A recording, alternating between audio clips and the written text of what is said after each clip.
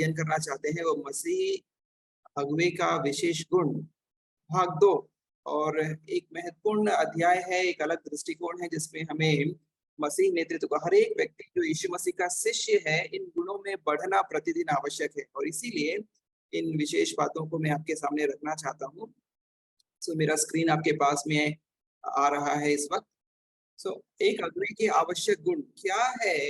मसीही अगुवे के आवश्यक गुण, गुणों की कमी नहीं है, बहुत सारे गुण हैं, लेकिन बाइबल आधारित गुण जिसके बारे में हमें बाइबल सिखाता है और यीशु मसीह के जीवन से हम इस बातों को देख सकते हैं। उन्हीं बातों को आज हम अध्ययन करेंगे। अगुवे के आवश्यक गुण भाग 2। पिछला जो नोट्स है उसमें आप अवश्य से पढ़िएगा, दोहराइएगा कि उस विषय में क्या क्या है। और आज का अध्याय इस प्रकार से है। पहला पत्रस 5वां अध्याय 7वां पद में इस प्रकार से कहता है, और अपनी सारी चिंता उसी पर डाल दो क्योंकि उसको तुम्हारा ध्यान है। तो परमेश्वर आपको देखते रहते हैं, आप पर ध्यान दिए रहते हैं। हम कई बार ऐसा सोचते हैं प्रभु बहुत दूर है, प्रभु हम पर नजर शायद नहीं रखते होंगे, लेकिन हमारा बाइबल बारंबार और हर एक पन्नों में आप इस बातों को देख सकते हैं कि प्रभु को हमारा चिंता रहता है।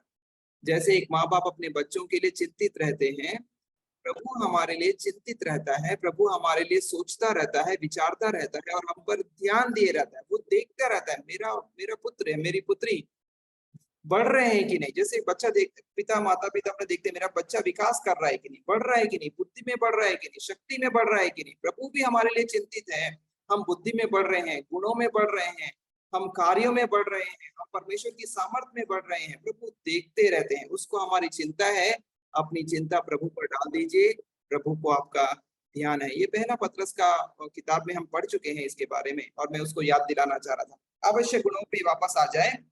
अगर एक मसीही अगुवे में एक आवश्यक गुण होना चाहिए तो वो हास्य है। हास्य या फिर खुश रहना या दूसरों को प्रसन्नचित रखना। अगर आप बाइबल को ध्यान से अध्ययन करेंगे आप पाएंगे जो खुशी है, जो हास्य है, मुस्कुराहट है और मन का आनंद है, ये परमेश्वर की ओर से मनुष्यों के लिए एक उपहार है। इसको परमेश्वर ने आपके लिए दे दिया है। ये सांसारिक नहीं है। संसार में आपको मन का आनंद नहीं प्राप्त होगा। संसार में बहुत ज्यादा ठट्ठा मस्करी हो सकता है, वे ठट्ठा कर सकते हैं, लेकिन मन का आनंद वे प्राप्त नहीं कर सकते हैं। और बाइबल कहती है ठट्ठा करने वालों की मंडली में न जा, वहां से बचकर रहना। और ये दूसरा उसका पहलू है जहां परमेश्वर आपको मन का आनंद देना चाहते हैं, या आपकी उपस्थिति से दूसरों के बीच में मन का आनंद आ जाता है, मुस्कुराहट आ जाती है। ये हास्य या मुस्कुराहट या मन का आनंद, ये जो क्या करता है, ये समय पर जब आप इसका उपयोग करते हैं, समय पर, जिसको कभी कभी हम बोलते हैं मजाक, शायद अगर आप सही समय पर मजाक का इस्तेमाल करेंगे आप तनाव को कम कर सकते हैं और कठिन परिस्थितियों का सामना करने को आपको मदद भी मिलेगा। जब आपके अंदर में मन का आनंद है, जब आपका मन साफ है। मजाक एक और तरीके का होता है जब आप कपट के साथ मजाक करते हैं दूसरों को नीचा दिखाने के लिए, ये आपका विरुद्ध में काम करेगा। लेकिन जब आपका मन साफ है और तब आप लोगों के साथ हंसते हैं, मुस्कुराते हैं, मजाक करते हैं, ये आपका परिस्थितियों से लड़ने के लिए आपको मदद करेगा। तो मसीही अगुवे को हास्य से भागने की आवश्यकता नहीं है। ये मन का आनंद परमेश्वर की ओर से दिया गया उपहार है। ये हास्य जो शब्द जब मैं इस्तेमाल कर रहा हूँ, ये उपहास का शब्द नहीं है। ये जब हम अपने परिवार में मिलते जुलते हैं, भाई और बहन बैठते हैं, जैसे हम हंसते हैं, मिलकर आनंद करते हैं, ये उस प्रकार का एक माहौल है जिसके बारे में परमेश्वर यहाँ बातचीत करता है। और मसीही अगुवे को, कई बार मसीही अगुवे को आप प्रचार करते सुनेंगे, और कई बार हम मसीही अगुवे चर्च में करते हैं, बहुत ज्यादा सीरियस है। हमको हर समय सीरियस रहने की कोई आवश्यकता नहीं है। प्रभु ने हमको मुस्कुराहट और हंसी और मजाक और आनंद दिया है, इसका इस्तेमाल करने के लिए प्रभु हमें सिखाना चाहते हैं। तो आप इसका इस्तेमाल कीजिए, जहां कहीं है आप इनका इस्तेमाल कर सकते हैं। चार्ल्स स्पर्जन एक बहुत बड़े मसीही अगुवे रहे हैं और बहुत अच्छे से प्रचार करते हैं। वो बोलते हैं मेरे पास एक चुनाव आता है चर्च में, जब मैं प्रचार करता हूँ तो मुझे क्या कुछ चुटकुलों का इस्तेमाल करना चाहिए? तो बोलते हैं चार्ल्स स्पर्जन, ये प्रचार करने वाले बहुत फेमस प्रचारक हैं। वो बोलते हैं अगर मैं चुटकुलों का इस्तेमाल करूंगा तो मेरा जो संदेश के बाद आएगा कुछ लोग सुन पाते हैं। अगर मैं चुटकुलों का या फिर हास्य का उपयोग नहीं करता तो मेरे चर्च में हर एक लोग सो जाते हैं और मेरा संदेश कोई सुन नहीं पाता। मुझे बहुत मुश्किल है कि मैं हास्य का या चुटकुलों का चर्च के समय में इस्तेमाल करूं या नहीं करूं। और बोलते हैं कि अगर मैं चुटकुलों का इस्तेमाल करता हूं और उसके बाद जब मैं संदेश देता हूं और लोग मेरे संदेश को सुन लेते हैं तो इसमें क्या बुराई है। चार्ल्स स्पर्जन का कहना इस प्रकार से था, यदि अगुओं में आनंद की, हास्य की कमी है तो आप एक मूल्यवान प्रतिभा को अपने जीवन में खो दे रहे हैं। एक अद्भुत चीज है जो प्रभु ने दे दिया है। ये हर समय आपको सीरियस रहने के लिए, हर समय आपको टेंशन में रहने के लिए प्रभु नहीं बुलाता है। प्रभु आपको मन का आनंद देने के लिए बुलाता है। एक बार तो उसके चेले इतना सीरियस हो गए थे, यीशु मसीह यूहन्ना 14 अध्याय में के साथ बातचीत कर रहे थे, मुझको इस संसार को छोड़कर जाना है। तो बहुत ज्यादा सीरियस हो गए, टेंशन में आ गए। तो यीशु मसीह उनको बोलता है तुम्हारा मन व्याकुल मत हो। यूहन्ना 14 अध्याय, तुम्हारा मन व्याकुल मत हो, इतना ज्यादा मत टेंशन लो, प्रभु के हाथ में छोड़ दो। जैसे हम पहला वाला में बहुत पढ़ा था, अपनी सारी चिंता उसी पर डाल दो। हास्य का इस्तेमाल करना आपके माहौल को उठाने लायक होगा। आप अपने माहौल का तनाव को कम कर सकते हैं और अपने माहौल में आप जिंदा रह सकते हैं। सो हास्य जो है वो केवल नीरस दिनचर्या को तोड़ने के लिए या तनाव कम करने के लिए नहीं है, लेकिन ये उन्हीं के लिए है। आपका नीरस, आप बहुत उदास है या आपके आसपास में कोई लोग बहुत उदास हैं, बहुत टेंशन में है, आप कुछ ऐसा कह सकते हैं, ऐसा बोल सकते हैं जो उससे मुस्कुरा दें, जो आपके सुनने से वे हंस दें। लेकिन पवित्र कार्यों के लिए कभी भी ठट्ठा मजाक और मस्करी नहीं कीजिएगा। जब आप चर्च में हैं, पवित्र स्थान पर हैं, जब आप पवित्र चीजों का इस्तेमाल कर रहे हैं, उसके लिए उसका चीजों का उपहास मत बनाइए, उन चीजों को लेकर आप मजाक मत बनाइए। इसको नियंत्रण करना, हास्य को, कई बार जब आप हास्य को इस्तेमाल करना शुरू करेंगे आपको बहुत अच्छा लगेगा कि लोग इससे आपके साथ जुड़ते चले जा रहे हैं, क्योंकि आप अच्छे से लोगों से बातचीत करते हैं, आपके बोलने से लोग हंसते हैं, मुस्कुराते हैं, आपके पीछे पीछे आ जाते हैं। आपको लगेगा कि ये चीज बहुत अच्छा है, लेकिन ये ध्यान रखना है कि कौन किसको नियंत्रण कर रहा है। हास्य आपको नियंत्रण कर रहा है या आप हास्य को नियंत्रित कर रहे हैं, ये बात आपका रहना है। अगर हास्य आपको नियंत्रित कर रहा है, आप बेलगाम हैं, आप हास्य के नियंत्रण में हैं। हमेशा आप हास्य को नियंत्रित करके रखें, कब इस्तेमाल करना है, कब इस्तेमाल नहीं करना है। आप कैसे लोगों में हास्य या उनके चेहरों पर मुस्कुराहट ला सकते हैं। आप बहुत सारे लोगों पर स्टडी कीजिए, आप लोगों को बोल बोल कर देखिए इनका रिएक्शन क्या होता है। अगर ऐसा बोलेंगे तो क्या रिएक्शन देंगे लोग। कभी कभी आप अपना डायरी में लिख लीजिए, क्या बोलने से लोगों के चेहरे पर मुस्कुराहट आ जाती है, कौन सी चीजें हैं जो लोगों को खुशी प्रदान करती है। उन चीजों को अपने डायरी पे आप लिख सकते हैं। और जब आप इसका उपयोग करना शुरू करेंगे, आप इस कला में माहिर होना शुरू होंगे। ये बोलने से लोगों के जीवन में खुशी आती है, उनका उचित इस्तेमाल कीजिए। कई बार हम ये बात भी बोलते हैं हिंदी की भाषा में कि हंस हंस के लोग मर जाएंगे, हंस हंस के लोग मर जाएंगे। हिंदी भाषा का एक कहावत है। शायद हंस हंस के हम अपने बुरे दिनचर्या को मार सकते हैं, लेकिन हंस हंस के कोई भी व्यक्ति कभी भी नहीं मरता है। और ये आपके जीवन में आनंद देता है और आपको नई जिंदगी प्रदान करता है। एक बीमार व्यक्ति को जब आप थोड़ी सी मुस्कुराहट देते हैं, उसमें जीने की आशा आ जाती है, वो जीने के लिए ललक पैदा हो जाता है। एक बहुत बोझ से दबे हुए व्यक्ति को जब आप मुस्कुराहट लेकर आ जाते हैं, उस व्यक्ति के अंदर में एक आनंद आ जाता है, वो तनाव कम महसूस करता है। हास्य का इस्तेमाल हमारे लिए आवश्यक है और हमें इसका इस्तेमाल करना चाहिए। सपोपदेशक 3 का अध्याय उसका 4था अध्याय पद में इस प्रकार से लिखा है, रोने का भी समय है और हंसने का भी समय है। आप ये समझ लीजिए कि ये बात रोने के लिए और हंसने के लिए परमेश्वर के द्वारा नियुक्त एक समय है जिसमें हमें इसका इस्तेमाल करना है। नीति वचन 17 का 22 में कहता है, मन का आनंद अच्छी औषधि है, परंतु मन के टूटने से हड्डियां सूख जाती हैं। मन का आनंद क्या है? ये आपका परमेश्वर के द्वारा दिया गया एक खुशी है, एक आनंद है जो आपके अंदर नहीं सीमित नहीं है, आपके अंदर से बाहर निकल रहा है। और जब आपका आनंद आपके अंदर से बाहर निकल रहा है, लोगों के अंदर में मुस्कुराहट छा जाती है, लोग उस आनंद को महसूस करते हैं।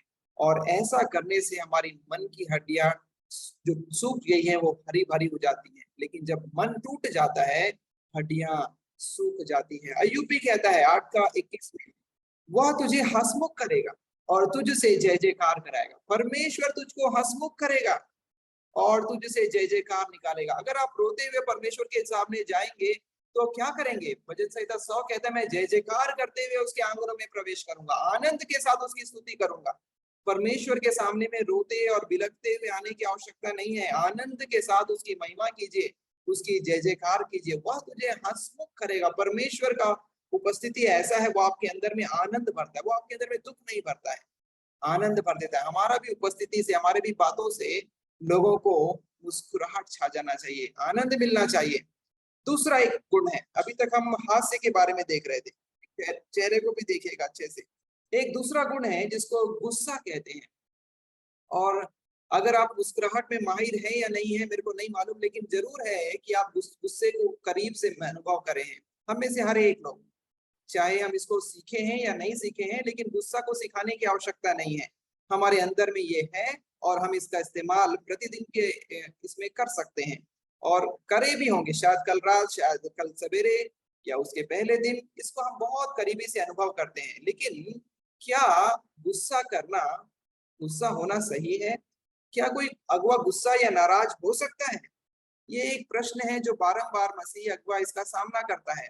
और हम में से हर एक को जो सुन रहे हैं क्लास में, आप भी यह विषय को विचार करते होंगे। जब आप गुस्सा हो जाते हैं, क्या हम गुस्सा हो सकते हैं या गुस्सा नहीं हो सकते हैं? हमको क्या करना चाहिए? आज का छोटा सा भाग है जिसमें ये गुस्से के टॉपिक को मैं टच करना चाहता हूँ, ताकि हम सब इस पर विचार करना शुरू कर दें। मरकुस 3 का 5 में यीशु मसीह सबत के दिन में एक लकवे के मारे को चंगा करते हैं और फरीसी उनके खिलाफ बातचीत करना प्रारंभ करते हैं। जब आप मरकुस 3 का अध्याय का मिराकल स्टोरी को पढ़ेंगे, यीशु मसीह का चंगा करने को, तो आप पाएंगे कि फरीसी बहुत ज्यादा यीशु मसीह के खिलाफ में बातचीत करने लगे, क्योंकि यीशु मसीह ने एक अच्छा कार्य सबत के दिन किया था और यहूदियों के अनुसार सबत का दिन में कोई काम नहीं करना चाहिए। यीशु मसीह इस समय जब इनको जवाब दे रहे थे, तो क्रोध से भरकर, आप बाइबल पढ़िएगा, क्रोध से भरकर उनको जवाब देते हैं और फरीसियों के मुंह को बंद करते हैं। जब आप इस बात को पढ़ेंगे मरकुस 3 का 5 में, यीशु मसीह का जो क्रोध वहां जाहिर होता है फरीसियों के विरुद्ध में, यह इस चंगे किए हुए व्यक्ति के प्रति प्रेम के कारण है। लोग इस व्यक्ति को चंगा नहीं देखना चाहते हैं, लोग इस व्यक्ति को उसी हालत में देखना चाहते हैं। इस व्यक्ति से यीशु मसीह प्रेम करते हैं और क्योंकि यीशु मसीह इस व्यक्ति से प्रेम करते हैं, वो फरीसियों के विरुद्ध में क्रोधित हो जाते हैं। जो पवित्र क्रोध है उसका जड़ें प्रेम में होती है। परमेश्वर हमसे क्रोधित होते हैं, हमको डांटते हैं क्योंकि वो हमसे प्रेम करते हैं। आप प्रेम को क्रोध के बीच में पा सकते हैं। परमेश्वर का क्रोध उनके प्रजा के लिए प्रकट होता है क्योंकि वो अपनी प्रजा से प्रेम करते हैं। जैसे माता और पिता अपने बालकों पर क्रोध करते हैं क्योंकि वो उनसे प्रेम करते हैं, और उनके क्रोध के द्वारा हानि नहीं होता, उनके क्रोध करने के द्वारा बच्चों का विकास होता है। बच्चे संभल जाते हैं, बुरा कार्य करने से बच जाते हैं, परेशानियों में पड़ने से बच जाते हैं। ये है पवित्र क्रोध, जो नुकसान पैदा नहीं करता है, जिसका जड़ें प्रेम में होती है, और ये परमेश्वर का स्वरूप कांक्ष है। यकीन मानिए, परमेश्वर भी क्रोधित होता है और परमेश्वर का क्रोध भी हम पर प्रकट होता है, लेकिन वो कभी भी नुकसान करने के लिए नहीं होता है। जब हमारा क्रोध प्रेम के अंदर में होता है, जब हमारा क्रोध वह नुकसान करने के लिए नहीं लेकिन बढ़ाने के लिए होता है, जब हमारा क्रोध छोटा समय के लिए होता है, वो क्रोध पवित्र क्रोध है। लेकिन जब आप क्रोध को खींचते हैं, लंबा करते हैं, परमेश्वर का क्रोध वो नहीं है, पवित्र क्रोध वो नहीं है। लंबा क्रोध शैतान की ओर से आने वाला क्रोध है। परमेश्वर विलंब से क्रोध करने वाला, ये उसका गुणों का एक भाग है। और हमारे लिए भी जब हम क्रोध करते हैं, क्या हम उसके बारे में विचार करें हैं, क्या उसके प्रति विलंब दिखाए हैं? विलंब से क्रोध करने वाला और क्षण भर में ही क्रोध करने वाला, लंबा समय में क्रोध करने वाला नहीं। और ये क्रोध का जड़ें प्रेम में है। आप बढ़ाने के लिए क्रोध करते हैं, आप लोगों को बढ़ाने के लिए आप उनके साथ बातचीत करते हैं, कड़ाई से प्रस्तुत होते हैं, और ये क्षणिक है। ये है यीशु मसीह का क्रोध। इस सूखे हाथ वाले व्यक्ति के बारे में, जिसके विषय में यीशु मसीह फरीसियों पर क्रोधित होते हैं, यह क्रोध इस सूखे हाथ वाले के व्यक्ति के प्रति प्रेम के कारण प्रकट हो गया, जो लोग उसको चंगाई का विरोध कर रहे थे। इसी प्रकार से मत्ती 21 का 13 में भी यीशु मसीह एक बार और क्रोधित होते हैं, और ये है पवित्र मंदिर के अंदर में, जहां वो देखते हैं कि बहुत सारे भेड़, बकरी और पशु वहां पे बेगे बिक जा रहे हैं। यीशु मसीह वहां क्रोधित होते हैं, उनके टेबल को पलट देते हैं और उनसे कहते हैं, तुमने मेरे पिता के प्रार्थना के घर को डाकुओं का खो बना दिया है, और उनको खदेड़ कर बाहर कर देते हैं। अपने पिता के प्रेम के कारण, पिता के घर के प्रेम के कारण वे लोगों पर गुस्सा करते हैं। आप यहाँ पे भी देखिएगा, प्रभु यीशु मसीह का प्रेम लोगों के प्रति प्रकट होता है। सो इन दोनों ही स्थानों पे पवित्र क्रोध आपको नजर आएगा, जिनकी जड़ें प्रेम में होती है। क्षणिक है, ये क्रोध दीर्घकालीन नहीं है, ये क्रोध से नुकसान पैदा नहीं होता, ये क्रोध से उत्थान होता है, ये क्रोध से लोग बन जाते हैं। ये है यीशु मसीह का क्रोध। सो क्या एक अगुआ नाराज हो सकता है? क्या एक अगुआ गुस्सा हो सकता है? एक अगुआ पवित्र क्रोध कर सकता है, और पवित्र क्रोध का डेफिनेशन ये है, पवित्र क्रोध छोटा समय के लिए होता है, पवित्र क्रोध का जड़ प्रेम में होता है, और पवित्र क्रोध किसी को बनाने के लिए होता है। जैसे माता पिता अपने बच्चों को बनाने के लिए क्रोध करते हैं, नाराज होते हैं, वो बनाने के लिए है। यदि आपका क्रोध क्षणिक है, यदि आपका क्रोध करने में विलंब किए हैं, जैसे परमेश्वर विलंब से कोप करने वाला है, आप विलंब से कोप कर रहे हैं, और यदि आपका क्रोध करने के कारण कुछ अच्छा हो रहा है, ये आपका पवित्र क्रोध है और परमेश्वर का स्वभाव को आप प्रकट कर रहे हैं। लेकिन यदि हमारे क्रोध में बहुत दीर्घ काल का क्रोध है, बहुत ज्यादा नाराजगी कर रहे हैं, उससे नुकसान हो रहा है और उससे लोगों का पतन हो रहा है, लोग आपसे दूर भाग रहे हैं, आप परमेश्वर का क्रोध प्रकट नहीं किए हैं। और ये क्रोध पवित्र क्रोध नहीं है, परंतु ये क्रोध अपवित्र क्रोध है।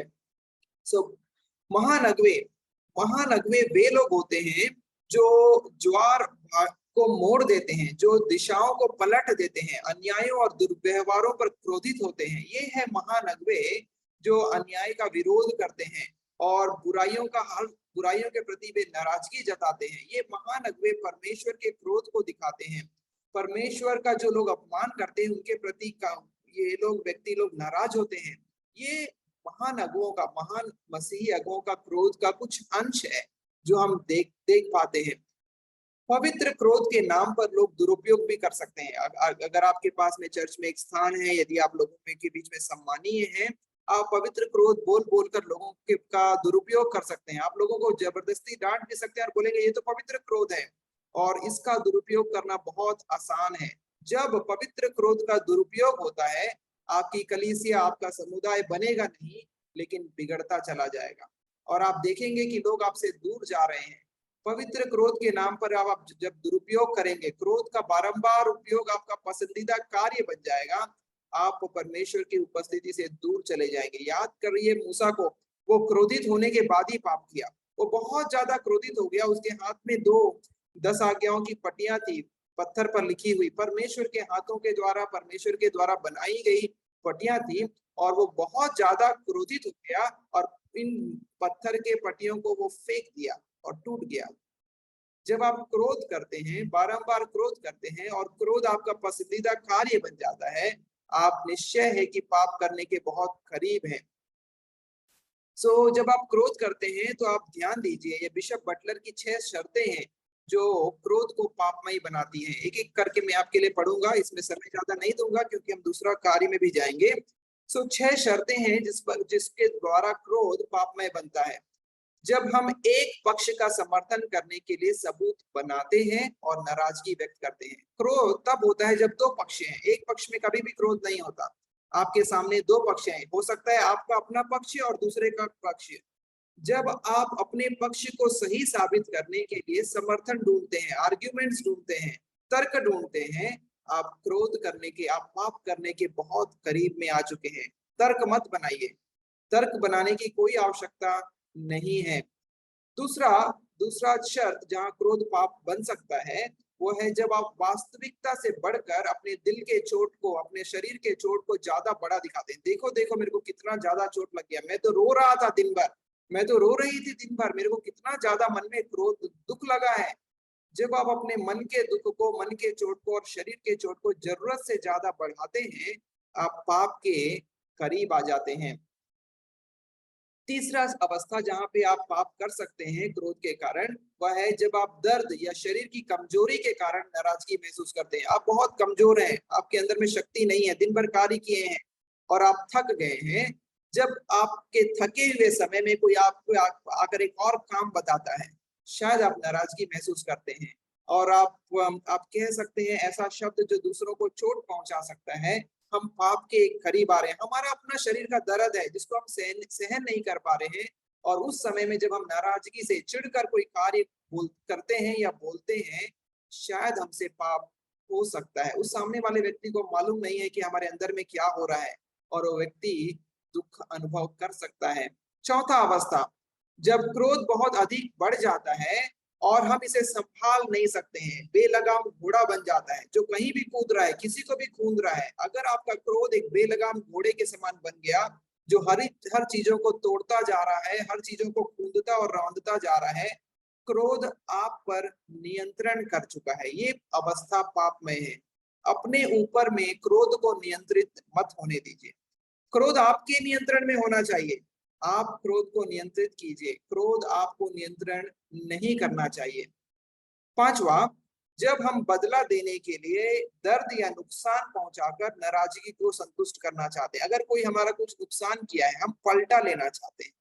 बाइबल हमेशा सिखाती है पलटा लेना तेरा काम नहीं, पलटा लेना मेरा काम है। जब हम क्रोध में होकर दूसरों को नुकसान पहुंचाने का एक भावना रखते हैं, हम अपने नाराजगी को संतुष्ट करना चाहते हैं, हम पाप के एक कदम करीब आ चुके हैं। छठवां, जब हम अपने स्वयं के जीवन में पाप से इतने भ्रमित हैं और क्रोधित होते जा रहे हैं, अपना जीवन का हैंडल नहीं कर पा रहे हैं, अपना जीवन का परिस्थिति को संभाल नहीं पा रहे हैं और क्रोधित होते चले जा रहे हैं, क्रोधित होते चले जा रहे हैं, दूसरों को डांटते चले जा रहे हैं क्योंकि हम हैंडल नहीं कर पा रहे हैं। हम हमसे गलती हो जा रहा है और हमारी गलती को छुपाने के लिए हम डांटते चले जा रहे हैं।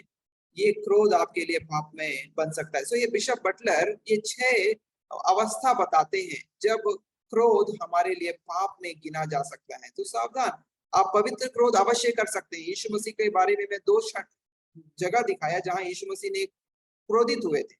ये दोनों ही जगह में यीशु मसीह का क्रोध प्रेम से भरा हुआ था, क्षणिक था और विलंब के साथ था। जब हमारा क्रोध विलंब के साथ होता है, क्षणिक होता है और लोगों के उत्थान के लिए होता है, ये पवित्र क्रोध है। पवित्र क्रोध का दुरुपयोग हो सकता है और ये 6 शर्तें हैं जहां पे आप गौर कर सकते हैं कि आपका क्रोध पवित्र है या अपवित्र क्रोध है। इफिसियों 4:26 में इस प्रकार से कहता है, क्रोध तो करो पर पाप मत करो, सूर्य अस्त होने तक तुम्हारा क्रोध न रहे। ये बाइबल का एक आज्ञा है और इस आज्ञा को अपने लिए अक्षरश अक्षर पालन करने के लिए आप प्रयत्न कीजिए, क्योंकि ऐसा करने से आप पवित्र जीवन निर्वाह कर सकते हैं। क्रोध तो करो पर पाप मत करो, सूर्य अस्त होने तक तुम्हारा क्रोध न रहे। अस्त होने दो, क्रोध को शांत होने दो। भजन 4:4 में कहता है, कांपते रहो और पाप मत करो, अपने अपने बिछौने पर मन ही मन सोचो और चुपचाप रहो। ये कहता है भजन संहिता 4:4 में, परमेश्वर के सामने में जब आप आते हैं शाम को, आप परमेश्वर के साथ कांपते हुए आओ, क्रोध के साथ मत आओ, कोई पाप मत करो। अपने बिछौने पर जब आप पढ़ते हैं, आपके अंदर में कोई मन का अंदर में कोई ऐसा क्रोध ना रहे जिसके बारे में आप विचार करें। आप परमेश्वर के बारे में सोचो और परमेश्वर के सामने शांत रहो। जब आप बिछौने पर पढ़ो, आपका क्रोध के बारे में विचार नहीं होना चाहिए। परमेश्वर के बारे में विचार के साथ अपने बिछौने पर आप सो जाइए।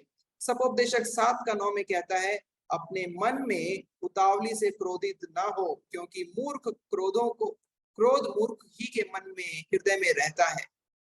ध्यान दीजिए, सपोपदेशक जो नीति वचन का भी लेखक है वो कहता है, उतावली से क्रोधित मत हो जाइए, अपने मन में क्रोध को मत भड़कने दीजिए। किसके हृदय में क्रोध रहता है? मूर्ख के हृदय में ही क्रोध रहता है।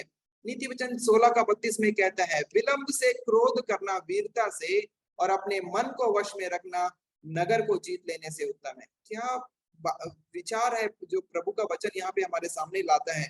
विलंब से क्रोध करना वीरता है, वीरता के साथ काम करने के समान है, और अपने मन को वश में रख लेना नगर के जीत लेने के समान है। ये परमेश्वर का वचन है जो क्रोध के बारे में मनुष्य के साथ बातचीत करता है। याकूब 1:20 में कहता है, क्योंकि मनुष्य का क्रोध परमेश्वर के धर्म का निर्वाह नहीं कर सकता। जब हम क्रोध होते हैं हमको लगता है हम सही हैं, लेकिन वास्तविक में हम गलत ही हैं, क्योंकि मनुष्य का क्रोध परमेश्वर का धर्म का पालन नहीं कर सकता है। और हम क्रोध करते हैं तो ज्यादातर चांसेस ये है कि हम पाप कर सकते हैं। यदि आप क्रोध करते हैं तो उसे सत्य से, प्रेम से तथा पवित्रता से ढककर उपयोग करें, और परमेश्वर हमको सद्बुद्धि दे कि हम क्रोध का सही इस्तेमाल करना सीख पाए। आपके सामने दो तस्वीर है, एक हास्य का, एक आनंद का तस्वीर है, दूसरे के सामने में एक गुस्से का तस्वीर है। दो ही गुणों को हम अभी तक देखे हुए हैं, और दोनों का ही तस्वीर देखिए। परमेश्वर आपको किसके समान बनाना चाहता है? आप चुन सकते हैं कि प्रभु आपको किसके समान बनाए, और प्रभु से हमारी प्रार्थना है कि प्रभु हमें सही दिशा पर आगे लेकर जाए और हर एक गुणों का उपयोग करने के लिए प्रभु हमारी सहायता करे। तीसरा जो गुण है वो है वो है धीरज। धीरज का जो गुण है ये एक अद्भुत गुण है, जो क्योंकि ये इसको क्रिसोस्तम कहते हैं, ये गुणों की रानी है, ये गुणों का रानी है। जो भी गुण आपके पास है उसका ये रानी है। इस गुण के बारे में हम कई बार निष्क्रिय शब्दों में सोचते हैं। धीरज मतलब चुपचाप बैठे रहना, ऐसा करके हम सोच सकते हैं। बार्कले कहते हैं दूसरा पत्रस 1:6 में, ये पद को पढ़ने से बार्कले को ये लगता है कि यह पद धीरज के बारे में बोलता है, और ये जो धीरज है वो मसीही लोगों का शांति के साथ परमेश्वर की उपस्थिति में बैठना है। जब हम शांति के साथ बिना हलचल के प्रभु की उपस्थिति में बैठते हैं, हम ये जानते हैं कि हमारे लिए प्रभु कार्य कर रहे हैं और प्रभु हमारे लिए एक जीत को लेकर आने वाले हैं। जैसे महासागर के सामने में धीरज के साथ 6 लाख लोगों की यहूदी लोग वहां बैठ गए हैं और बोल रहे हैं प्रभु हमारे लिए क्या काम करेंगे। प्रभु एक आंधी को मिस्र की सेना और यहूदियों के लोगों के बीच में लेकर आते हैं और मूसा से बोलते हैं अपना लाठी बढ़ा। शांत है सारे लोग, और परमेश्वर ही बोलता है मूसा को शांत रहो, ये धीरज धरो, और प्रभु का कार्य हो रहा है। मूसा लाठी बढ़ाता है, रात भर हवा चलती है, महासागर 2 भाग हो जाता है, रास्ता सूख जाता है, और परमेश्वर कहता है यहाँ से निकल कर चले जाओ। ये है धीरज। सामने में रास्ता नहीं दिखाई दे रहा है, लेकिन प्रभु बोलता है शांत रहो, धीरज रखो, हड़बड़ाओ मत, इतना इतना परेशान मत हो जाओ। एक विजय है जो आने वाला है, उसके लिए धीरज के साथ इंतजार कीजिए। सो व्यक्तिगत संबंधों में भी हमें धीरज के लिए कठिन परीक्षा का सामना करना पड़ता है। हडसन टेलर एक बार कहते हैं इस प्रकार से, सबसे ज्यादा बड़ा प्रलोभन उनके लिए ये है, उनके साथ जो काम करने वाले वे सुस्त हैं और असक्षम हैं। इन लोगों के साथ काम करना उनके लिए बड़ा प्रलोभन है। वे लोग जल्दी से काम नहीं करते, लेकिन हडसन टेलर कहते हैं मेरे लिए एक काम करना है, मैं दया करूं, मैं धीरज धरूं, और ये दया करना, ये धीरज दिखाना, ओ ये कितनी बड़ी परीक्षा है। हडसन टेलर के बारे में, हमको धीरज धरना कठिन लगता है, धीरज धरना हमारे लिए मुश्किल होता है। थोड़ा देर इंतजार करना, बिना कुछ बोले शांत रहना बहुत कठिन लगता है। लेकिन आप देखिए यीशु मसीह को, असक्षम लोग हैं, थोमा जो चोरी करता है, तो पैसों के प्रति लालची है, पतरस जो बारंबार यीशु मसीह का इनकार करता है, ये सब, और यहूदा इस्करियोती जो यीशु मसीह को बेच दिया है, ये सब लोगों के बारे में यीशु मसीह कैसा धीरज धरा है। कितना, अगर वो यीशु मसीह चांस नहीं देता पतरस को, यदि यीशु मसीह थोमा को चांस नहीं देता जो अविश्वास किया है, ये लोगों का क्या होता। लेकिन प्रभु यीशु मसीह ने धीरज धरा है। कितना ही बड़ा धीरज था यीशु मसीह का। इसके चेले तो अनपढ़ लोग थे, असक्षम लोग थे, क्योंकि धीरज धरा यीशु मसीह, इनके द्वारा बड़ा काम हो सका। आप अपने लोगों के प्रति धीरज धरिए, प्रभु के समय के प्रति धीरज धरिए। हमारा जो काम जल्दी जल्दी नहीं होता उसके प्रति धीरज धरिए। एक अगुआ अपने अनुयायियों के बहुत आगे नहीं भाग सकता है। यकीन मानिए आप चरवाहे हैं, आपका भेड़ धीरे धीरे चलता है, धीरज के साथ उनके साथ चले, उनके से ज्यादा आगे मत चले जाइए। आपका भेड़ आपकी आवाज को सुनना आवश्यक है। आज हम 3 गुणों के बारे में मनन किए हैं। पहला गुण हास्य या मन का आनंद और मजाक, जिसके द्वारा मुस्कुराहट लोगों के जीवन में छा जाती है। एक और गुण के बारे में हम देखे थे जो है गुस्सा, हमको गुस्सा कब करना चाहिए और कब हमें गुस्सा नहीं करना चाहिए। और अंतिम गुण के बारे में हम देख रहे थे जो है धीरज। जो धीरज के विषय में प्रभु क्रिसोस्तम कहते हैं ये गुणों की रानी है। अगर आप धीरज करना सीख लिए हैं, आप अपने कामों को आसानी से पूर्ण करने की महारत प्राप्त कर चुके हैं। आइए हम प्रार्थना करेंगे, उसके पश्चात सिस्टर शिरीन आगे के क्लास में हमारे लिए अगुवाई करेंगी। सिस्टर रोजमेरी पाटिल से निवेदन है कि अनम्यूट करें और प्रार्थना करें और हम उसके पश्चात आगे के क्लास में जाएंगे। आपण प्रार्थना करूया। सर्वसमर्थ परमेश्वर पिता, धन्यवाद देतो तुमच्या सुंदर शासनाच्या समय पितृ पित्या, तर पवित्र वचनाद्वारे पित्या आम्ही मनन चिंतन केलं पित्रा, त्याबद्दल मनापासून धन्यवाद मग पितृ पित्या।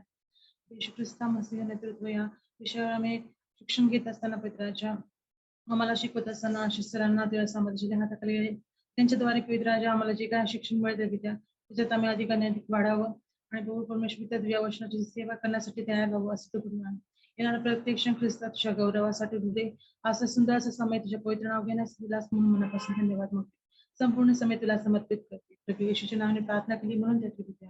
आमेन.